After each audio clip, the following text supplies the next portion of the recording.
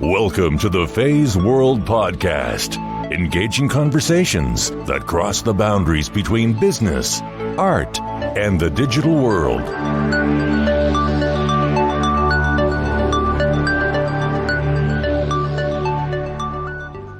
Thank you for listening to the Feisworld podcast. I'm your host, Fei Wu. What do I do on my podcast? I tell stories and celebrate lives. It is with great pleasure for me to welcome Dr. Schwamm, Professor of Neurology from Harvard Medical School, also Vice Chair of Neurology from Mass General Hospital, also known as MGH, in Boston, Massachusetts, to the Feisworld podcast. So let me tell you a story. Growing up in China, many kids, such as myself, had an obsession towards the medical field. Only for me later to learn that I didn't really have what it took to become a doctor. Nearly 10 years into my own career now, I still find myself desperately wanting to know more and to understand what it is that make doctors into who they are and how they can do what they do. You know, for most of us, organic chemistry alone is making us all very anxious. In this 1-hour interview, Lee talks with me about a day in the life of a neurologist at MGH, followed by a 20-minute deep dive into the study and evolution of patient care and patient satisfaction. What are some of the more straightforward measurements versus the ambiguous measurements in patient care? Consider these domains.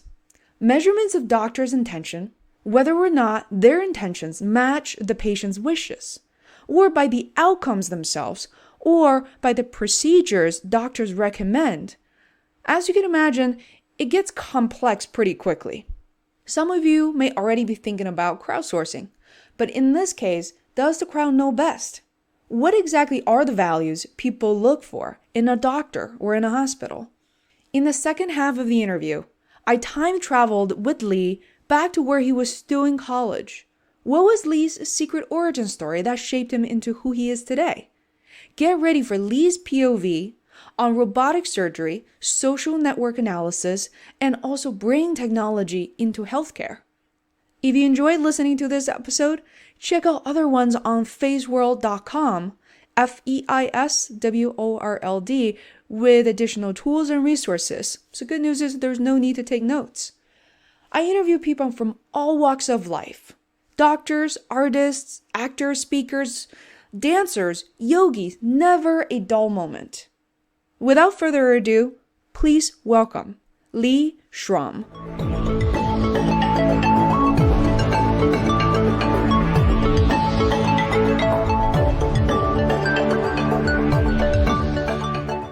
So, I'm so happy that your title is so much easier for a foreign person to say.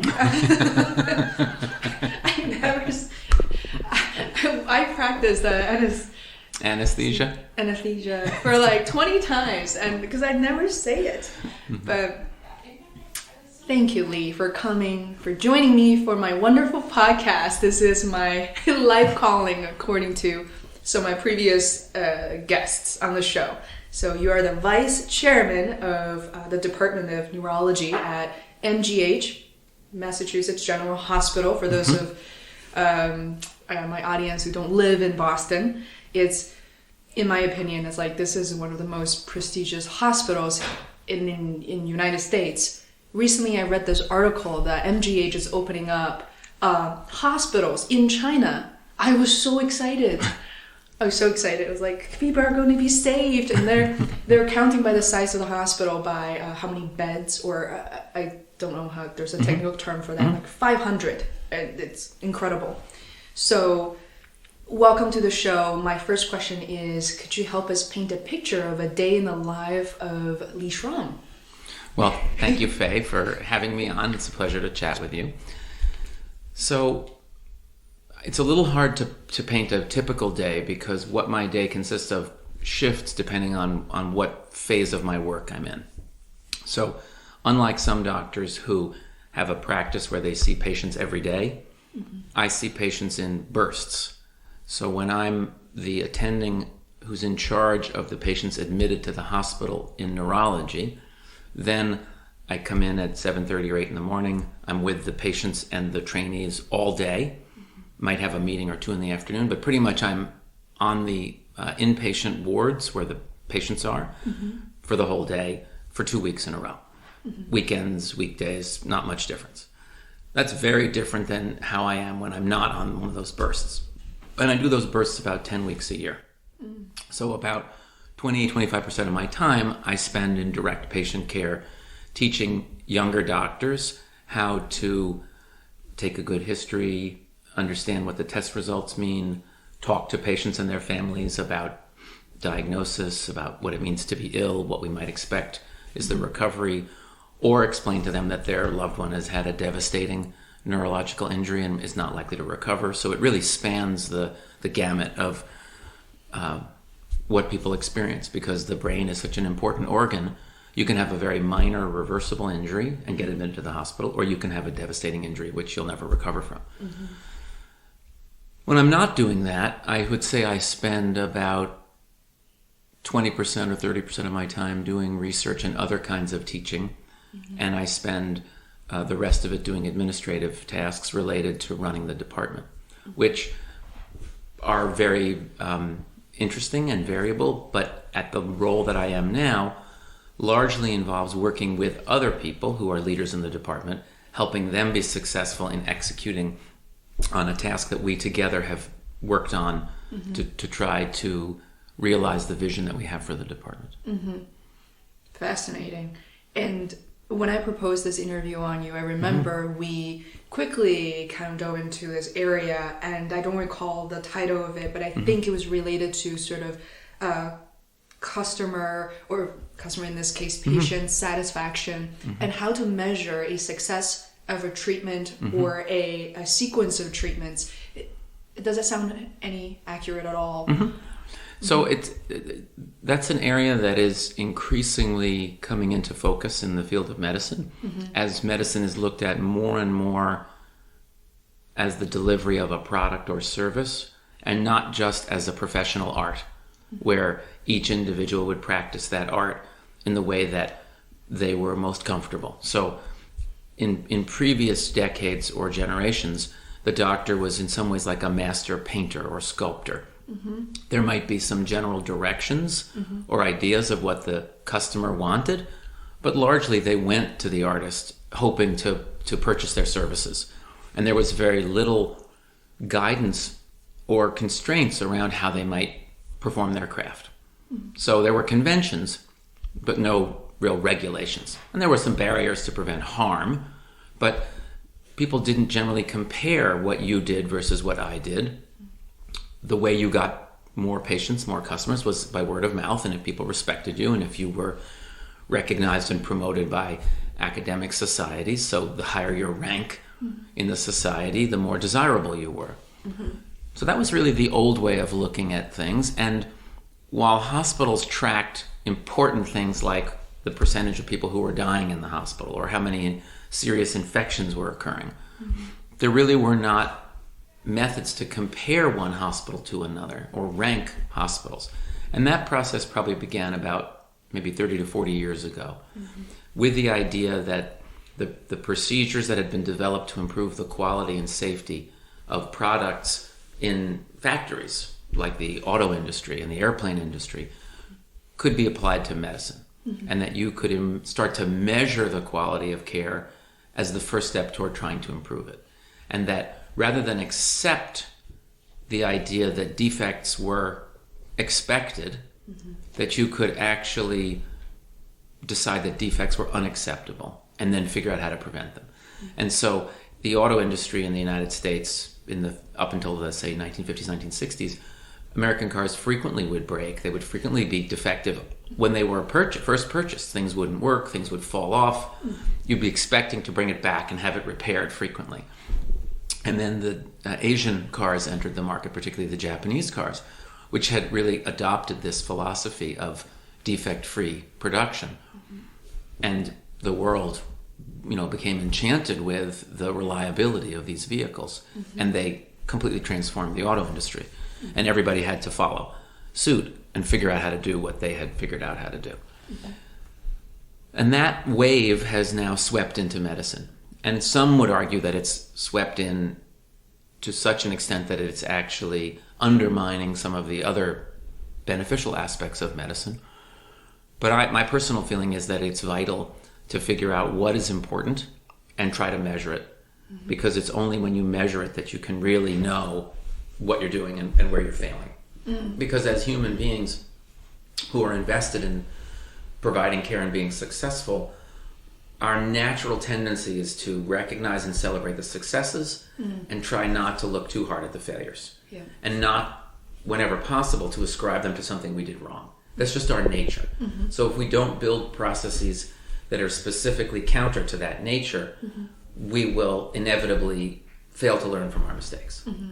So that's really the kind of rise of quality and safety as a major pillar in the medical, I don't want to call it bureaucracy, but organizational structure. And you will see now that at all the major hospitals in the United States, quality and safety is an important and recognized pillar that is part of the mission of every hospital. Mm-hmm. And it's not an easy thing to figure out what to measure and how to measure it. Yeah. And it's expensive to measure things well, because the effort you're applying to the measurement is effort you're not spending on treating one more patient or doing one more experiment or whatever it is that supports the mission of the hospital and the profit margin of the hospital so they can reinvest in the future of the care delivery. Mm-hmm. So simple things have been measured for a long time, like mortality, death. Mm-hmm. But here's a problem let's compare two different diseases. If you're young and healthy and you come in the hospital with pneumonia and you die, that's a terrible outcome. And that would be something we would always want to avoid. So ranking hospitals on the rates of mortality after pneumonia makes a lot of sense. What if you come into the hospital with a terrible stroke, so that you're paralyzed, unable to speak, and you had said before this, in your 80s, I would never want to live like that. If I'm dependent, I have to live in a nursing home, I can't feed myself, I can't talk, I don't want anything done to help me survive. And then you die in the hospital. That's probably better. That's probably, in your mind, a better outcome than if you had survived with profound disability. Right. How do you measure that? How do you measure that? Or how do you adjust for that so that that actually counts in the favorable column? So one way to rank outcomes would be to say, who meets this objective measure? That's sort of a facility level outcome. Another approach would be to say, no, the goal of medical care is not to prolong survival. The goal of medical care is to meet the patient's, the customer's needs. What does the customer want? Not what do I think the customer should want. What do they actually want? So there you might say that we had achieved a good outcome. The customer, the patient's needs were very clearly expressed. If I have this terrible event, I don't want to live. We didn't do anything to make them die. In this country, we don't allow that as physician-assisted suicide or give lethal doses of medications. Right. But there's something in this country called the principle of double effect, which means that if you're providing care and comfort and the patient dies sooner as a consequence of that, that's not in any way considered inappropriate and is exempt from any prosecution. So you're not at risk of being criminally prosecuted or sued because of that. We also are not under the obligation to provide medical care simply because it exists. So if a family member or a patient says, I don't want any food anymore, I don't want any medications, I don't want any fluids, we're under no obligation to force them to take those. And if you can't eat and you can't drink by yourself, and you therefore slowly become dehydrated and have your blood pressure drop and eventually die from that, that's also considered completely appropriate within the standard of medical ethics in this country. So what's the right outcome measure there? Did we score a win because that patient needs were met in the way that they had specified? Or did we fail because we didn't rescue them? Well, we might have failed in that we didn't reverse their deficit and help them recover, right? That would have been the best outcome if we could have given them a drug or a procedure and the stroke that was evolving reversed itself, and now they woke up and they could move their arm and they could talk again and they could eat again. That would be the ultimate win. So just think about that one case, how complicated it is. So how should you rate me on how I did?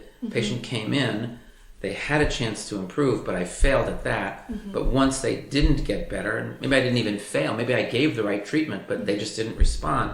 Now they're in a place where they don't want anything more done, having just wanted something very aggressive done, and now they die. Is that a good outcome? Is that a bad outcome? So you can see how it's incredibly complicated to measure it from any kind of pre-specified set of criteria. And then the last thing you could do is you could ask the family or the survivors or the patient, how was your experience of the care, right? Did you have a good experience in the hospital? And that's likely to be influenced tremendously by the kinds of interactions they had with the healthcare team and the broad healthcare team, the dietitians, the people who bring in the food trays, the people who clean the floors, the nurses. If they had a really good experience because they felt people were kind to them, they might rate the experience incredibly highly, even if you delivered terrible care. As long as you were kind and thoughtful and explained things well, but totally failed to recognize the pneumonia, didn't treat it in time, and then it became overwhelming. And they would say, they were so kind to us, they treated us so well, we would always come back here. By the same token, you could imagine the opposite scenario, where a family came in, you did everything you could, but things just didn't come out for the best, and now the patient is angry, or the family is angry, and they feel dissatisfied, and they feel cheated that their loved one didn't survive or didn't do well, and that you must have not done the right thing because the outcome wasn't good. So how do you measure people? By their intentions? By whether or not their intentions were well matched with the patient's wishes, or by the outcomes themselves? Or by the procedures that we recommend be done in those circumstances, because we know from big studies that when you do those things, patients have a better outcome. So I think the short answer is, and I see you writing down lots of questions, so I'll pause in a moment. So I think the answer is you have to measure all these domains, and each one is measuring something different. And whether we combine those all into a single number, which this country loves, getting a final grade, it's the summary of everything, or whether we just present it as a more complex picture of 5 or 6 domains where you can do better or worse in different domains. I don't see how we can get away without measuring all of those, because they're not overlapping. They're all measuring something different. And the best of all possible care would occur when all of those domains are well met. When they're not all well met, some of them reflect compromises that occur as we try to care for patients and their families within the constraints of the system that we live in. I think it's important, even if there's a final score, but to also reveal the relative scores for each of the categories instead of hiding them, because for anybody in or outside of the medical fields, I cannot look at a score of 98 and try to make sense out of that, and even use a complete dumbed down version of eBay selling. Right? eBay even integrated the scoring system of what is your communication to the customer, what is your shipping speed, was your shipping cost reasonable. So I think it's really interesting, and it's quite when you have other people rate you, and over time, and you have a starring system and all that. There are a lot of people in medicine who think it's a terrible idea to measure and rate, because they don't think that the crowd actually captures what's important, and then in fact it's distorting. So for example, there are a lot of hospitals that will say, if I'm a big academic teaching hospital like a Mass General or a Johns Hopkins, I attract all of the most difficult cases from the community around me. Those patients get admitted to smaller hospitals who keep the simple, easy, quick patients and send the complicated ones to me. To MGH and to you. So I become a concentrator for mortality and poor outcomes. And the smaller hospitals look like the best hospitals in town because they get the 5-star ratings on everything. Because the complexity is low, the time spent in the hospital is short, the focus is more on the quality of the interactions and not as much on the complexity of the medical care. And so they get to maximize and master a simple and repetitive series of interactions. It's almost like focusing on the efficiency rather than effectiveness. Well, they're very effective. Actually, I wouldn't say that. They're very effective and lower cost at what they do. But if you don't fit into one of the product lines perfectly, you're in trouble. So if they're a Toyota and Mazda mechanics shop, and you have a Toyota or a Mazda with a simple problem, you'll get in and out of there quickly and be very satisfied. But if you have a Volkswagen, or you have an older model, or you have something that doesn't quite, where it's not obvious what the problem is, you're going to have a very different experience, and you're going to end up at a specialty shop, right? And that's what the general hospital is. Right. A general hospital is an auto body and mechanic shop that has to fix any car, no matter what it is, and has to stock all the parts, no matter what they are, or know how to get them. And you don't even tell them what kind of car you have when you arrive. What was already wrong with it. You just bring a car in under a drape, and you say, when I put the key in, it doesn't work. Can you can you fix it? And please fix it, and you can't say no. And my friend over there will decide what you should be paid for this. You don't get to charge me what you want. He'll tell you what you get paid. So it's a very, the system that we're in is not one that is designed for efficiency. It's designed to support an overcapacity within the large general hospitals. They're deliberately designed for inefficiency because they have to be ready to deal with anything. Everything, And on top of all that, as we all know, consumer goods, right? People don't write a review until they feel completely dissatisfied and they have something to complain. That's when people are like, where's the form now? I felt the same way with AAA showing up at my house, and I requested specifically for a battery for a BMW, this model. The guy showed up, said, you don't need one. And he's like, you should just run your car in your garage for an hour. Right, with the garage door closed, you should be all set. I was like, that's not right. And then so I think, to your point, I feel like it could be very biased in terms of the feedback. Right. So that's another thing we didn't touch on, which is how do you trust the information that you're getting? And so you've mentioned a couple of different sources of bias. One of them is people at the extremes tend to be more vocal than people in the middle. So the people who had a great experience, life-saving, or who had a terrible experience. Right. Are more likely to comment, and it's really the ones with the terrible experience who are even more likely to comment. So you have to figure out ways to benchmark one comment against others. The other thing is that I think more and more people buy certain consumer goods based on reviews. They really look at TripAdvisor to decide what hotel to stay at. In medical care, it's much more about brand and reputation. People don't necessarily trust online reviews as a broad reflection of the care. They too are suspicious of one angry rant about Mass General doesn't stop them from going to Mass General. Now, an angry rant about Dr. Jones might make them think twice. Right. And maybe they seek out a different doctor at a place like Mass General. So the people don't seem to select based on that. They will select to some extent based on convenience and their perceptions of quality, and they will select based on cost. So as we move away from the current insurance model where patients are very insensitive to the differences in prices. So if you have an insurance that will pay anywhere, you don't have any sense of that you ought to go to the smaller community hospital for something simple as opposed to the Mass General. Because you don't experience a difference, or maybe you experience a $10 difference in cost. That's more than made up for your faith in the quality of care. But if you expose patients to the full differences in costs, then what you really do is you're creating a two-tiered system where poor people don't have access to the best care because they can't afford it. Right. And so how you figure out how to distribute that risk, that financial risk across the population so broadly that people have some sensitivity to risk, but it's not so coercively large that it prevents people from accessing care, that's also a very difficult challenge. But there's a tremendous amount of bias in measurement, and if you're not careful, you can be easily misled.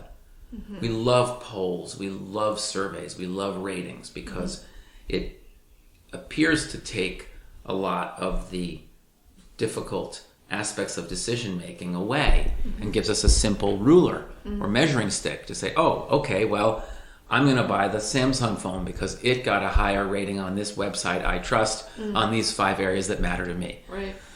It's much more empowered than it used to be, right? It used to be there were very few sources of expertise, and most of those sources were filtered and collected only by experts who many of the times were being paid by the companies whose products they were evaluating, right? So we were much more vulnerable to bias in those days with fewer people making observations.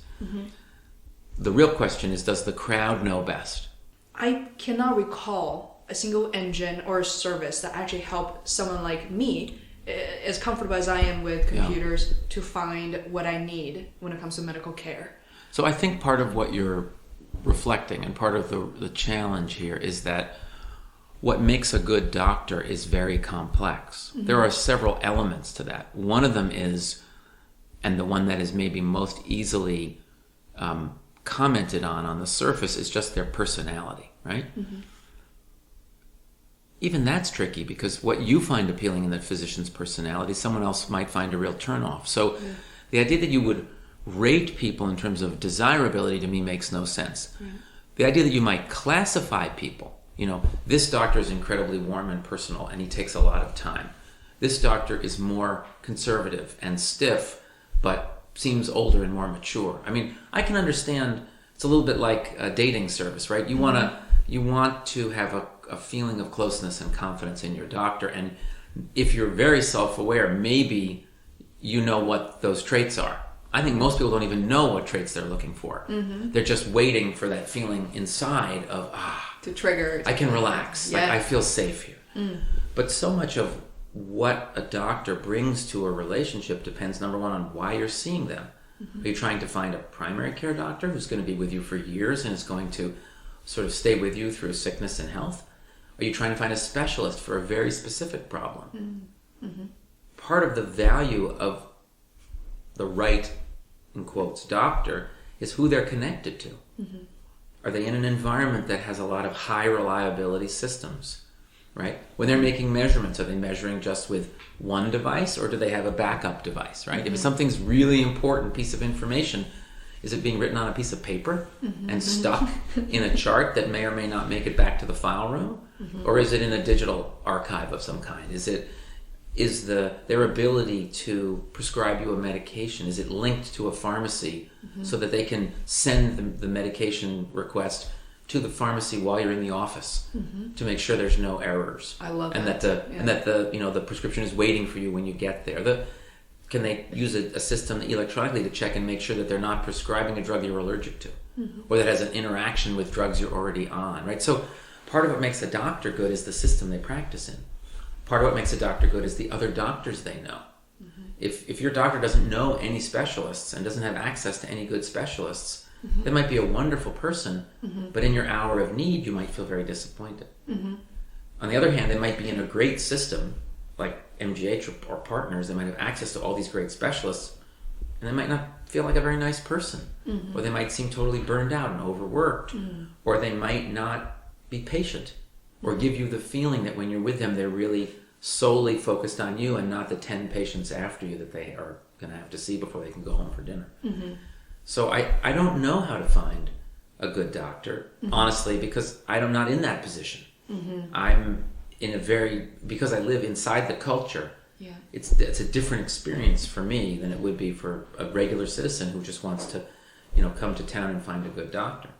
And so I think part of what people do is they talk to other people they trust, who they think have similar needs to them, and they try to find out what they do. And then either copy that or carry that forward, into another, seeking, to replicate that in another relationship. That's a great advice, because I found my favorite dentist of a lifetime, because I took your advice, copied your dentist, Polensky, and it's incredible. I mean, I grew up, I don't think I have great dental gene to begin with, and I ate a lot of candies as a kid. And I've always been scared. It's like a kid once almost drowned. I carried that fear with me my whole life until I met him. Yeah. And every treatment I've received so far, I felt at ease. I completely trust him. Yeah. He's funny, and it's just really interesting how... Well, I think there are very few things we value more than our health. And so trusting a person that we're entrusting that to is incredibly important. That's really interesting, and I want to spend some time there because I'm sure you know it's a question that medical professionals as well as patients, customers are really interested in finding out. But you've done so much. I mean, I was looking at your bio, and you're a professor at Harvard Medical School, and that's also where you graduated from. I was asking Lisa a little earlier about a category of question, and it's called secret origin, and of really learning something about someone that's not easily uncovered through a bio. And one of the most interesting piece about yourself, can ask for your permission to talk about it or not, is when you were in college, that you were was it a biker boy, or you had a motorcycle? I only heard these stories from your sons, and then you became a doctor. And at a time you were at Princeton? I was at Princeton for a year and a half, and then I took a year off and came back to finish my sophomore year at Princeton, and I was really not fitting in there very well. There were parts about it that I liked, but there were a lot of parts that I didn't like. And so while I was away, I applied to transfer to Harvard, where I felt like things might be a better fit for me. And I was very fortunate to get in as a transfer student. There was not a lot of transferring back when I was in college. This was in 1982. It was a pretty unusual thing to do. At the time, I thought I wanted to go to graduate school in philosophy and be a philosophy professor and teacher and be an academic. And so I had some strong academic reasons why that was a better fit for me. But more than anything, I just felt like it was the right community for me, and that Princeton didn't feel like the right community for me. So I was trying out a lot of different things. It sounded like you were a slacker, that you took some time off and got into Harvard. So, I mean, in 2015, I was going to ask you, how did that transition work? Were you riding the bike while listening to your iPod until you learn about these exam materials? No. And actually, to transfer, there was no exams or anything like that. It was just, you wrote an essay, basically. You wrote a letter, basically, saying, why I want to transfer. And then you had to submit the same kind of stuff that you would have submitted a year before to actually get into college in the first place. I don't, none of it was very thought out or particularly calculated. I had applied to Harvard originally, but had withdrawn my applications once I got in early I applied to Princeton and to Yale. Back in those days, you could apply what was called early action, which sometimes still exists at some schools, where it was not binding for the school, but it was binding for the school, and you could only apply to 2 places at once that offered that. And I got in early to Princeton, where my father and sister had gone. And in those days, I think being a legacy, of a family meant a lot more than it does now. I mean, I went to a very competitive private New York high school where everybody applied to college, and a quarter of my class went to Ivy League schools, so it was not unusual. It was a very, that was the expectation. What was the school? High power. It was called Fieldston. Okay. And it was just north of New York City in the Bronx, in a small part of the Bronx called Riverdale, where there's a couple of schools like that. So that was not out of the ordinary at all, and everyone in my family had applied to and gone to an Ivy League school. My sister went to Princeton 4 years ahead of me, so we were never there together. And my brother went to University of Pennsylvania, and my father had gone to Princeton and Harvard Business School, so it was just kind of expected that you would apply to the school that was the most prestigious. I'm so glad that wasn't the case for me, because none of my parents had gotten into such extraordinary schools. And well, but it was just, there was not this idea that there is now. I mean, our boys one is in school and one is applying to school right now as we speak. There was none of this emphasis on finding the school that was the right fit for you. You applied to the school, largely the ones that were physically, geographically near to you, within reason, that was the most academically prestigious, that would give you the best advantage later in life when you wanted to get your next school or job. So this idea of individualization, of teacher-student ratios, of this culture of developing yourself as a person and actualizing yourself as a person, that really was not part of the formula. It was work hard in high school. If you were a serious student, work as hard as you can, get the best grades you can, apply to the best school you can get into, and then do as well as you can when you get there. Right? And that was just at least that was the New York Jewish upper middle class ethic when I was growing up. So I did that, and then I just was really unhappy at Princeton. My parents had gotten divorced a year before, so my personal life was a bit tumultuous. And I just didn't want to go through 4 years of college not really enjoying it. I had always enjoyed school, and I really loved learning, and I wasn't loving being there. And I thought, this is crazy. I mean, never mind that it's expensive. I was fortunate enough that my family had enough money to pay for my college, so I didn't have to go into debt to be at college. I think if I was paying for it, I would have left sooner, quite frankly, because it would have been unacceptable to spend that kind of money and not feel like you were getting the right things out of it. Not that I thought it was a bad place, it just wasn't a good fit for me. What did you end up studying at Harvard for the remaining So until my senior year, so I graduated as a philosophy major. Oh, so Harvard. Yeah, Nice. so I continued in that direction when I got there. It was the reason that I picked Harvard over other places, because of the particular, not school of philosophy, but this particular area within philosophy that I was interested in, which was existentialism and an area called recent continental philosophy. Recent starting in the 1700s, as opposed to Aristotle and Plato. But it was a lot about questions about meaning, about existence, about the mind, and whether or not the mind was a property that could be emulated, say, in a computer, or whether there was some other element like consciousness that was distinct from the mind. So it was very much about metaphysics. That was very interesting to me, and that was what I wanted to study. And you can imagine how that leads to becoming a neurologist. Yeah, I mean, there's a pretty obvious connection there, although it was not apparent to me at the time. But I would say for two big reasons I moved in my senior year away from that and decided that I wanted to go to medical school. The first was that I was raised with and have a very strong sense of a kind of a civic responsibility, and I really wanted to make a difference and have an impact. And I discovered that if I was the best philosopher of the entire 21st century, I would impact a relatively small number of people, right? I mean, I would have, what were there, like 6 or 8 people in my senior seminars within my degree, and I wouldn't have the kind of opportunity to make a real difference in people's lives. There were some political philosophers who had been influential when I was in school, who were important figures in advising governments and things like that about democracy. You could potentially go to law school and become a lawyer or a judge, or there were some avenues there that you could use a philosophy degree to get to, but to be a philosopher directly, it just didn't seem very relevant. Fascinating, but very narcissistic at some level. Just all about you, reading things you liked, not making a difference in the world.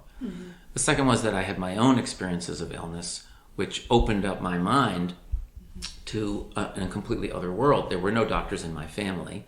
No one had ever talked about being a doctor. I didn't really know what being a doctor. I know it meant to go to the doctor, but I didn't really have a sense of what it would be to be a doctor.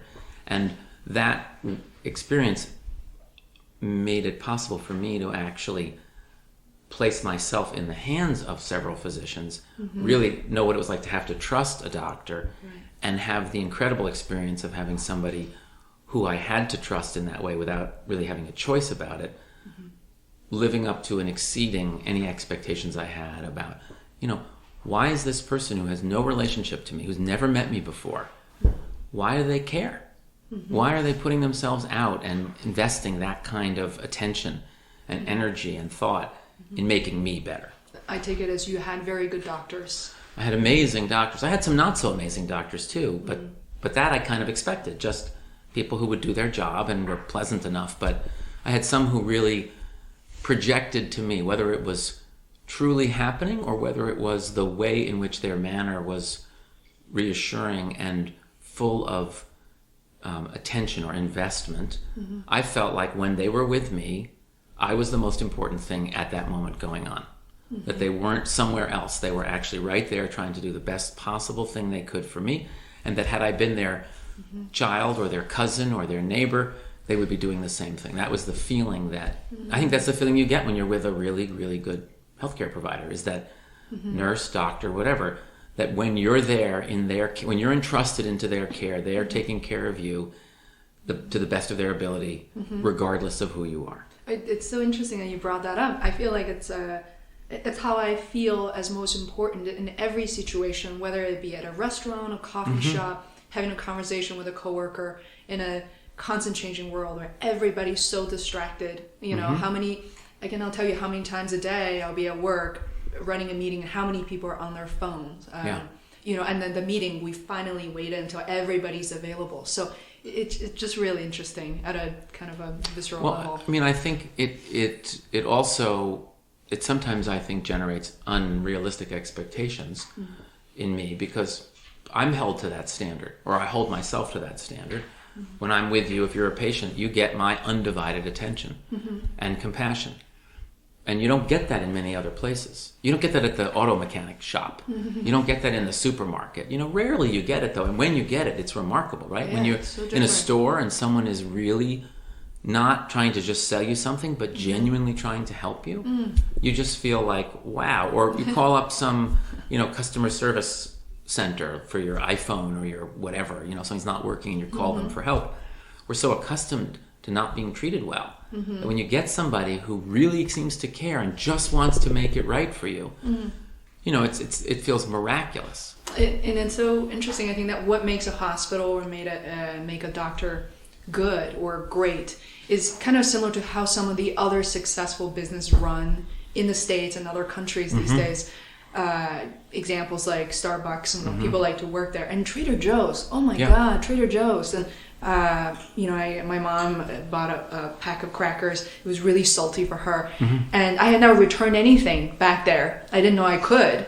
And then I took her there. The whole time I was driving there, I was like, oh, it's embarrassing. It's $3. We happened to be in the neighborhood, and I had to brainstorm the entire story of apologizing first. And then the moment I started apologizing, the manager's like, no problem. Here's a $3 coupon. Get anything you want in the store. And even like yesterday, a gentleman was stacking a shelf, like in this really awkward position. I said, I'm really sorry. I'm looking for... He's like, don't apologize. He stopped everything he was doing at the moment and walked me to find what I was... thing. Yeah. And it blew my mind. Right. And it makes you... That's what makes you trust an organization like that and want to spend your money there, even if it's more expensive. You'd rather spend $1 there, knowing that either if there's a problem, there's no discussion, you'll just get your needs addressed, or number two, you'd rather spend the $1 there. Even if it's an extra $1, you'd rather spend it to ensure that kind of service can be sustained. And I think I'd much rather spend that $1 because that is a fee and premium I'm paying for the level of service. Yeah, exactly. On the other hand, you're willing to buy books on Amazon at much lower prices rather than support a local bookstore, right? So we do have this love affair with also getting a very good price on consumables. So I think that the challenge there is where do you draw that line in your life? Where do you seek this much higher level of trust and intimacy and support versus where do you just purchase disposable commodities? And I think a lot more of our culture has moved from that first category to that second category. And so we've become accustomed to just what you said, distracted, inefficient, depersonalized service because we're paying such low prices for things that we don't actually expect them to work. Eli will buy things, my son will buy things online at a very low price and say, I'm not even sure it'll arrive, right? So I don't want to really put my credit card on this because, 1 out of 10, it won't even, it's so inexpensive, 1 out of 10, they may just be taking my money. I may have contributed to that purchase of like AliExpress. It's like, I'm looking for a watch and I can get this fancy watch for $3. Right. Yeah, this is... We don't expect service in those circumstances, right? We're making a trade-off there. Yeah, exactly. But also what's important to you. I think when it comes to medical services. It's very unlike buying a watch or even a cell phone. You want a level of guarantee. You want the best in class. I would say that I agree with you up to a certain point, but if you look at how many people are using minute clinics and health stops and sort of doc in a box places, they want that for complex medical care and for longitudinal medical care. But if they have a sore throat and they just want antibiotics, or they just want someone to look in the back of their throat and tell them it's fine, and they can wait, they can call their doctor and be seen in 2 days and wait like 4 hours, or they could go literally into the CVS or the Walmart or whatever and be seen in 5 minutes. They're starting to be willing to make some of those trade-offs. Yeah, exactly. So I think that, and that's disruptive technology, right? That's a disruptive approach to the traditional, complex, inefficient, expensive medical culture. And I think telemedicine is another disruption, right? You don't have to be physically in the building, sitting, with your car in the parking lot, having waited 3 hours and lost your way 3 times and finally sitting in a waiting room or sitting with your, in your Johnny in the room, waiting another 20 minutes for the doctor to come in, as opposed to sitting in your house, just relaxing and working or watching TV until the doctor's ready to see you. I mean, so I think we're going to see more and more of that kind of disruption where people are figuring out ways to reduce the inefficiencies, just like Uber is to transportation. So we have all this unused, inefficient transportation, and we have inefficient ways of pairing up taxis, dispatching taxis to where people are. And Uber's a perfect disruptive technology for that. It relies on an extension of trust that's fairly substantial, and that may be its most vulnerable point. If you don't trust the Uber drivers, there's no Uber. And if you don't trust the random person who happens to be commuting in the day you want to go in, how can you trust Lyft or one of those other services?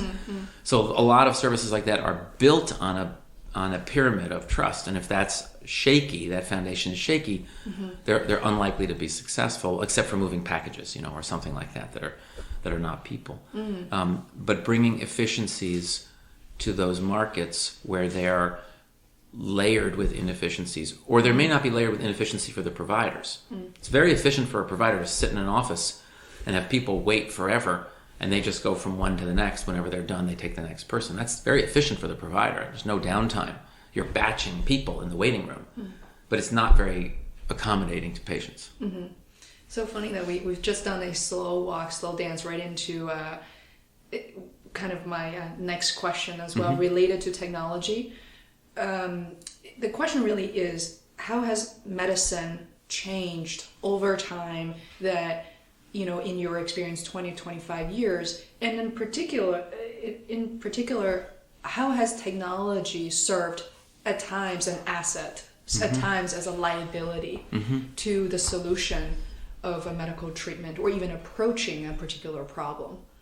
Well, there's no question that technology has revolutionized medical care and has taken it from what was largely considered almost like quackery.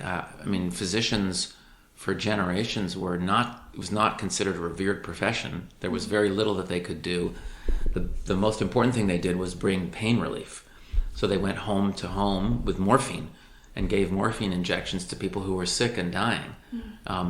And so really, it wasn't until the invention of anesthesia that going to the hospital was associated with actually surviving as opposed to dying. And most of the time people went to hospitals, they died. Or they were chronically institutionalized in mental hospitals. So it's really been an area where the introduction of technology has dramatically improved the quality of people's lives and the likelihood of recovery. The challenge is that it's expensive and sometimes too eagerly applied, and in part because of a fascination in our society with technology, and I think in part because of the economics of investing in developing the new technologies. That's where all the money goes. So an hour spent with a doctor, talking to a doctor, figuring out what the problem might be, is valued less than the cost of an x-ray. So an x-ray is paid more than an hour of a doctor's time. So there's something wrong with that formula. And we've become very reliant on technology, oftentimes inappropriately, because the barriers to accessing technology in this country in particular are very low. In some countries, you can't get an MRI scan unless someone approves it. And there are very few MRI scanners, and so the number of people who can be scanned any given day is limited, and so there's a real filter there. In other places, like the United States, there are MRI scanners everywhere, so you can get an MRI tomorrow in Boston if you need one, or you want one. Someone orders it, you can get an MRI tomorrow. So it's definitely contributed to a rise in the cost of care, and in many circumstances, it's replaced the physical exam. Now, part of this, I think, gets to a distinction about how certain do you need to be, and what price are we willing to pay for the ever-diminishing marginal benefit of certainty. So you can be very inexpensive if you're willing to tolerate a level of certainty of 80%, right? Your headaches, I'm 80% sure that they're benign, and let's just wait and see. And if you develop weakness on one side of your body, then we'll do a scan, because then it's much more likely you have a brain tumor. But that's just a physical exam. It's an hour of a doctor's time. That's really cheap. But it's not very certain. Well, the more you add on an hour of that plus an hour with a specialist, well, then the level of certainty rises, but it doesn't go to 100%. And I think part of what drives the adoption of this technology is just trying to get to 100% certainty. Be certain. How can you be certain I don't have a brain tumor, doctor? Well, the only way I can be certain is if I do a scan. Right? If I do a scan and it's negative, I can be certain. The likelihood of it being a brain tumor is incredibly low, but it's not zero. 1%? 2%? So there's a real price to certainty. And that goes for ordering lab tests or blood tests, imaging tests, even sometimes invasive procedures. So I would say it's a two-edged sword, or it's sort of two sides of the same coin. It's brought with it tremendous value.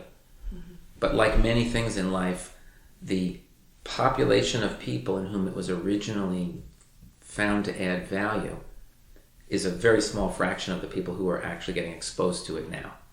So we find something very specific in which something is useful, and then we generalize it broadly.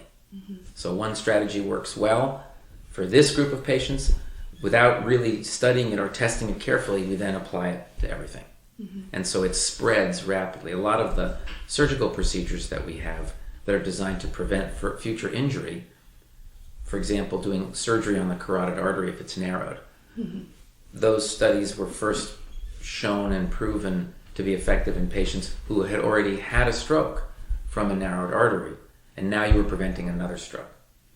They make up 20% of the patients who get those procedures now. 80% get them with narrowing who've never had a stroke. And there have been some studies to suggest that that might be effective, but those studies were done decades ago. And in the modern era with modern medications, those may not even be beneficial procedures anymore. So we have this problem where we generalize diagnostic and therapeutic procedures to a broad range of patients, way beyond those in whom they were originally studied. Right. Wow, But technology's done wonderful things, right? It's the problem is not with the technology. The problem is how we apply it and how we pay for it. So we pay for lots of things that don't add marginal value. We allow for multiple devices to be approved and sold that do the same thing, when it would be much more cost effective if we had one device that did it. We compete with one another to have the sexiest, most expensive, most obscure technology as a marker that we're a better hospital. So everyone has to then go buy it. And the people who sell the technology encourage that, because they want to sell 5 of those things, not just one. And those are expensive things, and millions and millions of dollars. They're in the news. They're in Scientific America, and like robot surgery. Robotic surgery, where the doctor doesn't hold the scalpel, a machine holds the scalpel, and the doctor manipulates controls. What do you think about that? That scares me to a certain degree. I think there are 1 or 2 instances in which it was shown to be beneficial in sparing injury to nerves or improving the outcome of patients, but that doesn't mean that it's cost effective. I mean, you could have your tooth worked on by the dentist in your neighborhood, or by the dentist to the Prince of Saudi Arabia. it might be slightly better in Saudi Arabia, but is it worth the extra $1 million? Probably not. So that idea of cost effectiveness or incremental utility, you can drive to work just fine in a Volkswagen. You can also drive there in a Bentley or a Ferrari or a Lamborghini, but it's not about the cost effectiveness. There, it's very clear that the Volkswagen is the cost effective way to get to and from your workplace. And I would like to use a personal example. It's really interesting that one of the doctors I was working with, I have this how to describe it, during the summertime. Every time I get a mosquito bite, I develop from a mild to a pretty severe or a response to that. And it used to freak me out because I would be at work, I'd be very uncomfortable, and what I did was to go see a doctor. Many cases, a very young doctor. I look at her, and it's like, oh, we're pretty similar in age. And a couple procedures or recommendations would be, I feel like I've taken in so many different kinds of antibiotics for this particular scenario multiple times. And to some point, I've run out of different antibiotics for me to take. Yeah. And then one day, I decided to, for whatever reason, everybody else was unavailable. I saw this doctor. He probably would be in his 50s, possibly 60. He looked at me. He's like, what are you taking antibiotics for? I mean, all these fancy medicine on your record. Yeah. You just... he said, just take antihistamine. What you need is not the regular 1 milligram. It's 2.5. Just need to be a little bit stronger than over-the-counter stuff. And you just Benadryl. And I took one Benadryl. I was cured. I was gone. Yeah. So it was so interesting to me that somebody was able to kind of reduce the level of complexity in the procedure.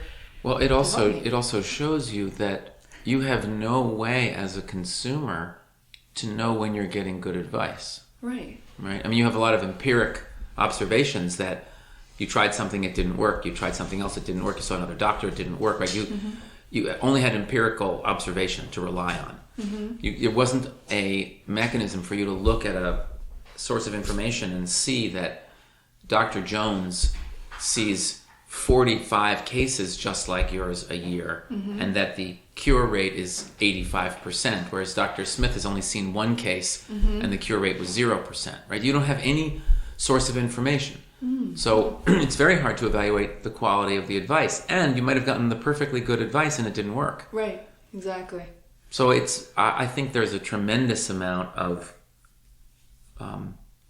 sort of trust and intuition that goes into trying to find the right doctor. And part of that has to be the doctor's willingness to say, I haven't seen this before. I'd like to send you to someone else who has.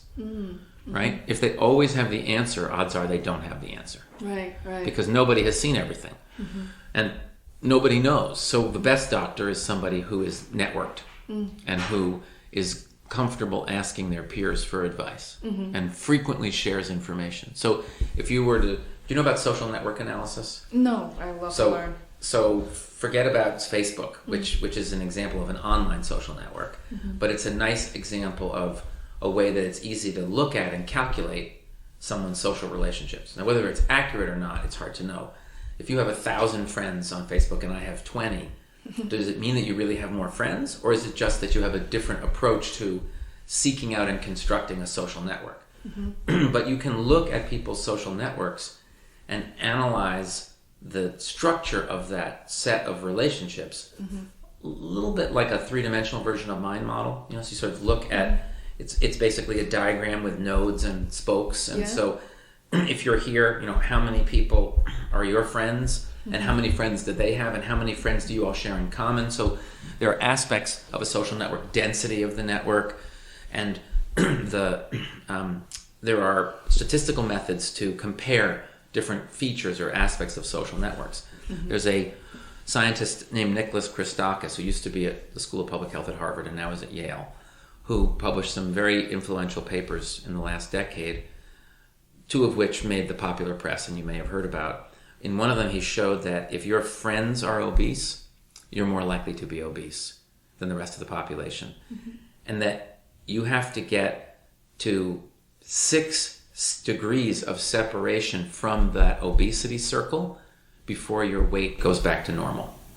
So this non-communicable disease is not an infectious, obesity is not an infectious disease, infects communities through just norms of social behavior.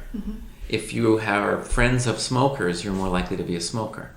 If you're friends of smokers, you're more likely to be a smoker. You have to get several nodes away before you're less likely to be a smoker compared to the rest of the population. I would argue that doctors who have very small and isolated social networks from their professional lives probably are not as good as doctors with broad networks who frequently exchange information with their peers about medical care. It's part of why doctors at teaching hospitals are more up-to-date and probably better doctors than doctors who practice only in the community. Because in a teaching hospital environment, your social network is large, and the constant conversation about interesting and challenging medical cases means that you're constantly receiving education and updates about a wide variety of diseases that you otherwise wouldn't be exposed to. It's like if you work from home, your social sphere is small, and you're not going to be as quick to be up to date on certain kinds of social themes and interactions. If you spend a lot of time online, you're going to be plugged into something different, but it's not the same social environment. It's a different social environment. I think your point of view not only applies to doctors in medicine, really kind of for every single field, including mine, for instance. Like I've, as a project manager, I remember I was once criticized as a 22-year-old for enjoying working with designers, with user experience people, with technologists, and the criticism was like, you clearly don't know what you want, right? Because I was experimenting. But at the same time, all of what I did kind of served the purpose is what I do now as a project manager, to understand how to talk to these people, what they're interested in learning and doing, how they're connected to one another, kind of how the nodes are all connected. And people are saying, who are you interviewing for the Feisworld podcast? I said, I'm interviewing doctors, entrepreneurs, and artists. And I was like, so what's the theme there, right? And the people asking is like, why are you talking to different people? Is surprisingly, if you happen to listen to other episodes, there is that sort of point of view that are very similar. In this case, I think for people to have a very welcoming nature, almost have a sort of a child's mind, to be open-minded. Is very early on in our conversation, if I go back a little bit, you had mentioned that we have the tendency of proving what we know is right and disproving things we don't know, which is an area of study called confirmation bias that I loved reading about. And it's so true, even in what I do, to tell the client this is the right solution, because it's sort of, what I've been doing, comfort level, right? I don't know how the other things are going to work out.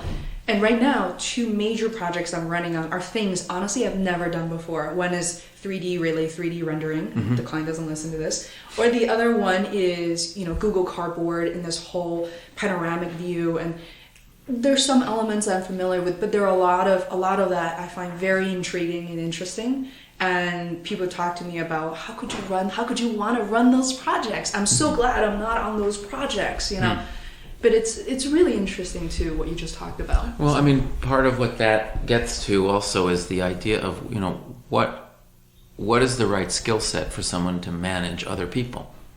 Is it content-specific knowledge, or is it sort of people knowledge, right? Is it about getting the most that you can from the people who you're supporting, or is it that you're actually expected to make the technical decisions about how to code this, or how to draw this, or how to put this model together, or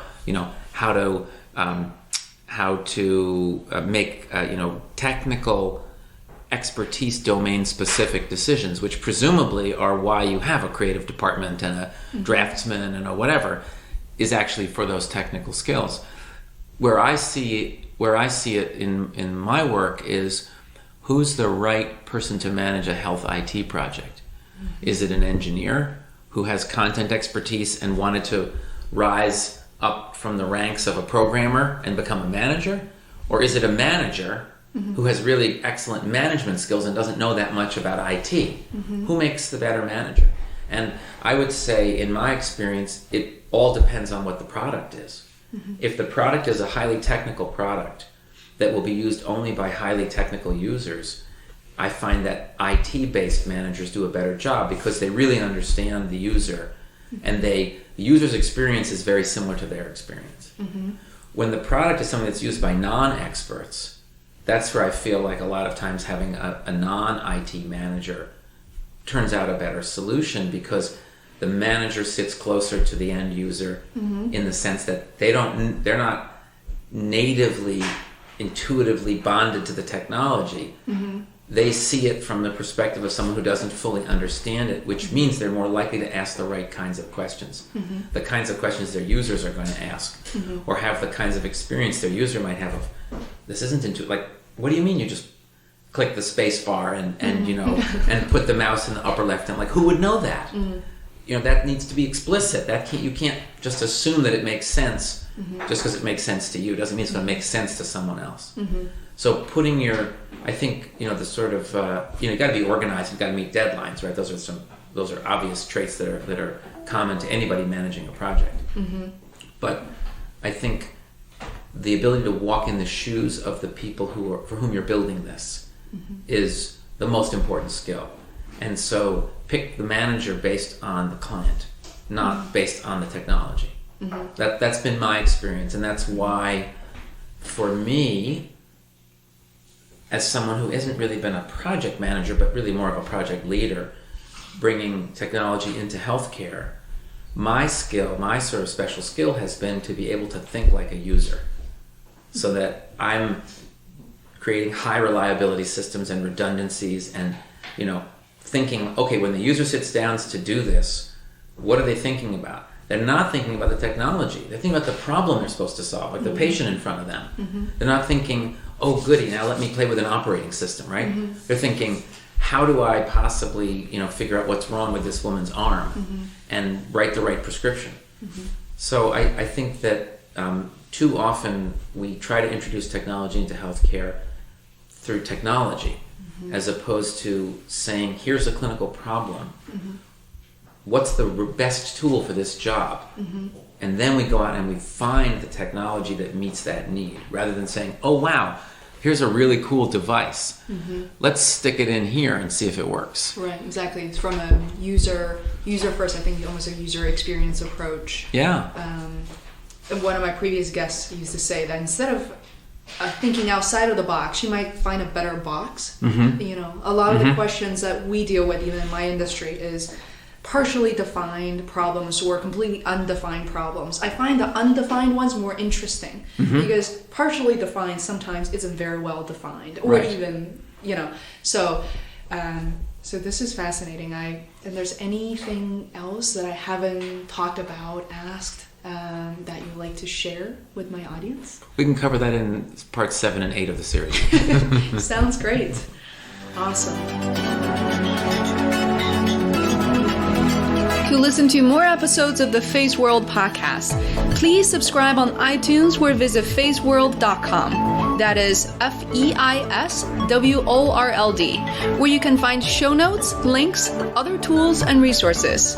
You can also follow me on Twitter at Feisworld. Until next time, thanks for listening.